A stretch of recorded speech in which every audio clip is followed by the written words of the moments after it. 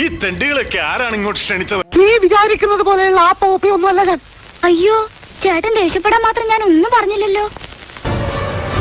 Do you have a problem talking to me?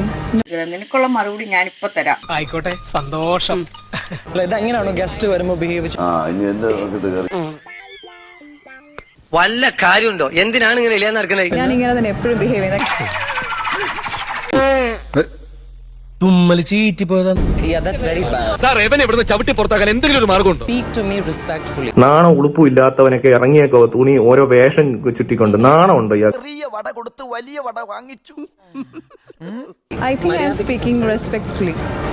ഇവിടെ നിന്നാൽ എന്റെ പണി പോവും. ഇവിടെ എന്തോ ആരും വിളിച്ചില്ലല്ലോ. എനിക്ക് തോന്നിയതായിരിക്കും. പോട്ടെ.